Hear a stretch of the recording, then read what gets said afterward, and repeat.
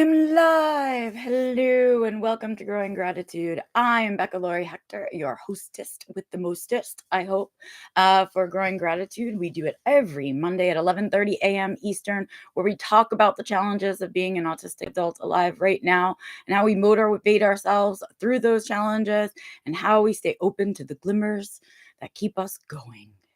So welcome back to Growing Gratitude. I am excited to have you guys here today. I have a fun little experience that I'm going to share with you guys today. So, chitty chatty first.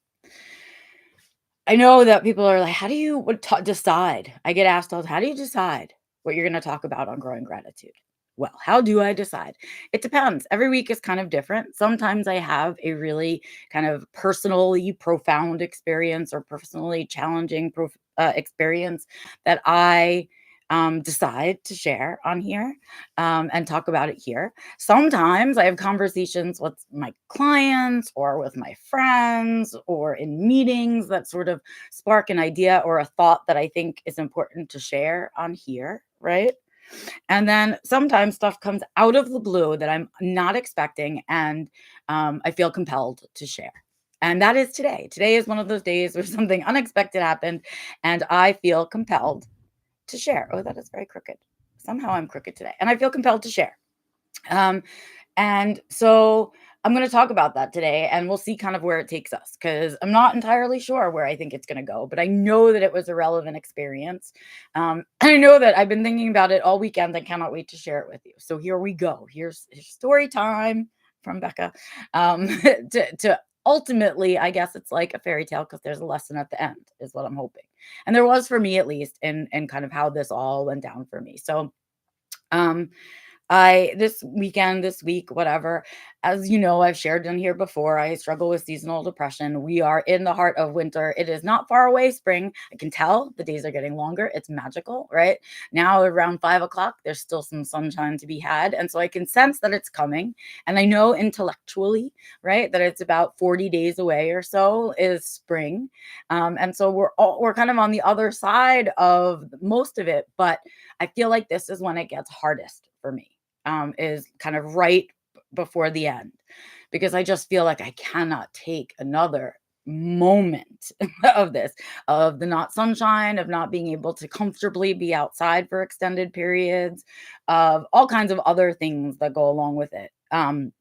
But I really am anxiously awaiting. And so as I'm in this sort of struggle period, I'm grasping for straws. I have to tell you guys, I am like desperate for things that bring me joy, stuff that I can get excited about, something that I can feel passionate about, something other than feeling tired and exhausted and like there is no end to winter. It would be really nice. So I've been sort of desperately hunting for those things, blah, blah, blah. Right. And so a lot of the stuff that and the people that I follow and the coaches that I believe in myself, right, are folks that will tell you that when things get like this, to start hunting around for the things that you can control and the things that you can do, right? So what can I do in terms of self-care that is purely and solely for me and pleasure for me and enjoyment for me and the benefit of me? That's a lot of me's. But what can I do, right, that is selfish, but is not selfish, it's self-care, right? Because I need to push myself through. I need I'll cheer me up, right, to get me through the rest of winter and that kind of thing. Okay. So in the olden days of my life, or rather maybe 5 years ago, right? I was still very citified person, hadn't yet acclimated to rural lifestyle, also hadn't really acclimated to who I am right now entirely. And so I was still very much coloring my hair. You guys remember my green hair, right? I was still coloring my hair. And that was one of my self-care things, was like, oh, I love the way that I feel when my hair is freshly colored and freshly cut. So I used to go and do that as a kind of cheer me up, right? Pretty regularly. It was part of my self-care package, so to speak, right? Another thing that was part of my self-care package was getting my nails done, right? And it was something that was, I think, ingrained in me as a New Yorker very early on. And it was something that my mom and I used to do together all the time. We used to go once a week or so, or once every 2 weeks, and get our nails done. And that had been most of my adult life, right?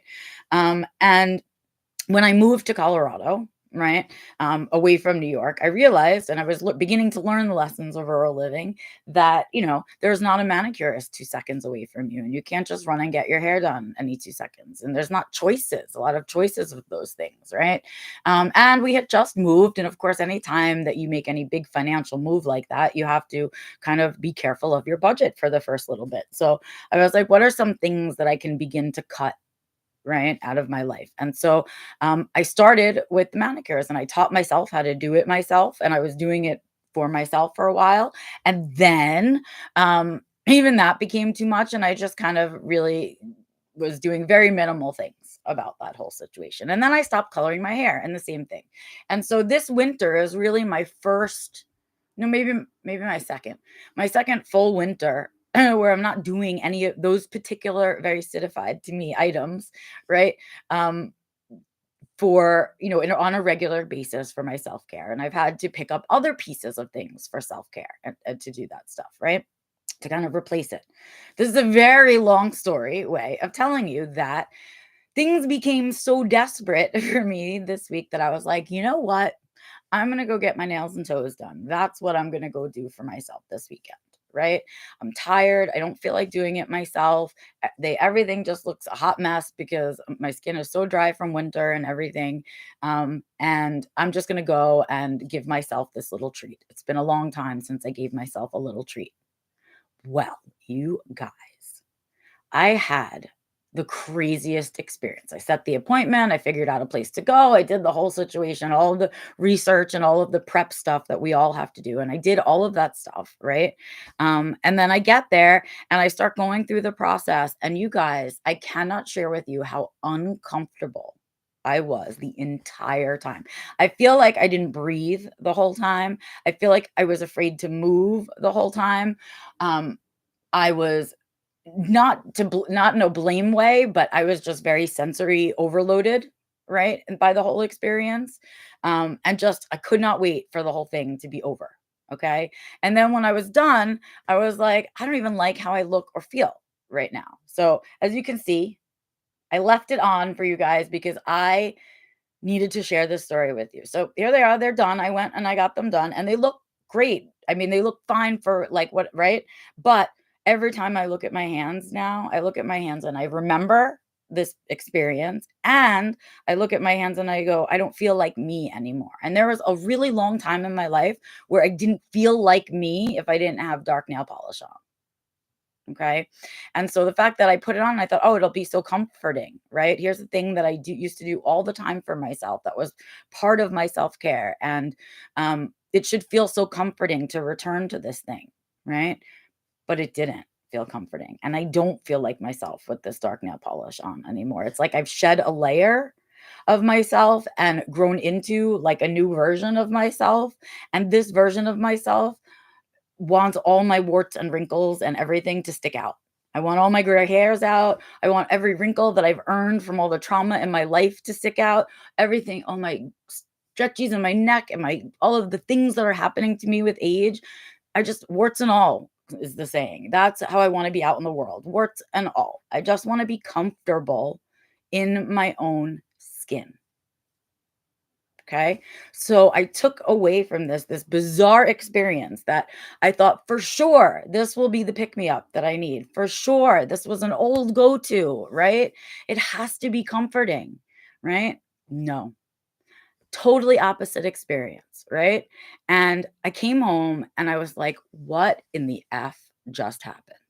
Like, what just happened to me? What was that experience about? And oh my God, what was I supposed to learn from that mess? Right? It was like totally backfired on me. I left feeling just as tired and just as sensory overloaded as I leave the supermarket. That's how I felt, just as tired and drained as I feel when I leave the supermarket, right? And I just sat here after this experience and said to my like, sat on my couch and I was like, "I don't get it." And then I did. I got it. And so this is why I shared this whole story with you and all the odd beginnings of the whole thing. And why I kind of went down that road with you guys because I had a mega realization in this post moment, right? We do a post processing as autistic people. I think most of us do it. We probably just don't necessarily name it, right? But we go through an event and we kind of have to sit down and kind of go through it. And a lot of us do it at night before we go to bed. But in anyway, hey Bernard, hey Burnett, thank you so much for joining. And so I was like, okay, well, I'm gonna kind of figure out this whole thing. And so I did. And so here's this moment that I want to share with you. As I sat on my couch, completely drained from this whole process, completely just like I'd done the entire grocery shop alone, right? And hating the way that my hands looked, not feeling like myself, all of it, right? I said, "What how on earth could something that I once did almost weekly as a pleasure item be backfire on me so badly? What is happening?" And then I realized exactly what it is. So here's what it is. When I used to do that weekly, and I used to go and get my hair done weekly, or not weekly, who gets their hair done weekly? I used to go every 6 weeks or so, 8 weeks. Um, those were the calm moments in my life at the time. The time I was living in a very busy, very loud city, New York City, and you guys just came back, so you know how loud, oh, so many things coming in from New York, right? And so in order to escape the insanity that was New York and give myself a sensory break, I would go and get my nails done because comparatively, the silence and the solitude and the mindfulness and presence, right, of the manicure and the pedicure was so much different than my outside. But I have now, right, picked up and moved myself twice cross country in search of a life that doesn't feel like that anymore. And I've done it. And now I live this really peaceful, quiet life. And so when I go to seek any more quiet, right, it can't be someplace louder. And that's exactly what happened. It's like my life, I've now worked so hard to create this life that I don't need a vacation from, that I don't even need a 1 hour escape from it to go and get my it comparatively, right? It's no longer relaxing to me in that environment because the outside of my home and the life that I have built is that much more suitable to me, right? And it suits me and it fits me so much better, right? That it's not a relief to do that anymore. And man, was that a moment of clarity. And I tell you, like right now, I have goosebumps saying it out loud. That is a moment of gratitude. That is the big G gratitude, right? Is sitting there on my couch and going, "Oh my God, something that was a weekly respite for me, right? Is now feels like torture because I've adjusted my life so carefully and worked so hard to build this life, right? That now that's uncomfortable, right? Because everything else is now fitting me.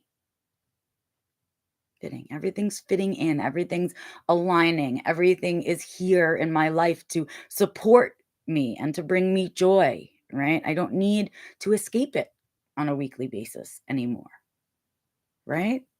What a magical moment that was for me. And it's a really private, kind of personal, vulnerable, magical moment that I really wanted to share with you guys because gratitude, this is how gratitude works. When you least expect it, right? It provides you with these moments of just wow, profound, right? The profound progress that I have made in my life. It is so profound, right? That a manicure, right, messes it up, right? That is how, like, carefully, right, I've crafted this life that I'm living. And that's what I want for all of us. That's what I want for every single autistic person, late diagnosed or not, right? Is the idea that you can craft a life that truly feels like your own, that you can craft a life that brings you pleasure and rest and joy and fun, right? That everything doesn't have to be hard all the time, right? Because we don't have to do it like them. We don't have to do it like anyone else, right? That's where the course comes from. That's where self-defined living comes from. And that's why I could stand on many, many soapboxes and be like, would you just freaking take my course? Please take my course. Just give yourself a chance to redesign your life, right? With new information in mind, with new priorities, with new goals, right? Yes, Burnett says vacations are hard. It makes me miss my home and my cats, right? Because if you've built a life that you enjoy, you don't want to leave it, right? And vacation becomes a hardship. And that's what just happened to me.